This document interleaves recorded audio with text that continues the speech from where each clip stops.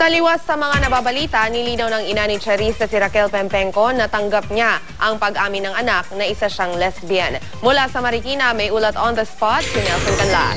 Nelson?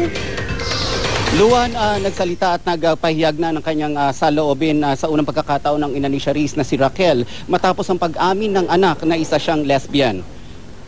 Ayon kay Raquel, tanggap daw niya ang pagkatomboy ng anak. At sabi niya nga sa media kanina ay naiintindihan niyang anak dahil tomboy din daw siya bago niya na ipanganak si Charisse, pero mas pinili niyang magkapamilya bago ang kanyang sexual preference. At hindi niya na raw pinakikialaman si Charisse mula daw nung nag-18 years old ito.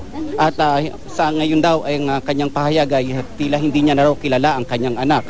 At ito rin ang kanyang sagot sa unang pahayag ni Charisse na kung sinusustentuhan daw ba siya ngayon ay ba't kailangan niyang humingi ng tulong sa iba.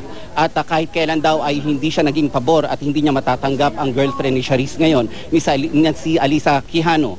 At sa bandang huli ay nagbigay siya ng pahayag na mahal niya raw si Charisse at wala raw kailangang ihingi ito ng tawad sa kanya dahil wala naman nagawang masama si Charisse sa kanya. Ito ang pahayag ng ina at ng kapatid ni Charisse. Ito po bang sorry niya na sinasabi niya publicly? Nasabi niya sa inyo ito ng harapan? Hindi. Kahit po niya? Maski po sa inyo? Dahil alam niya namang alam na namin eh. Hindi siya mahingi na sorry dahil alam niya nang matagal na naming alam. Kaya nga nagulat ako bakit siya hihingi ng sorry in public. Eh matagal na naming alam.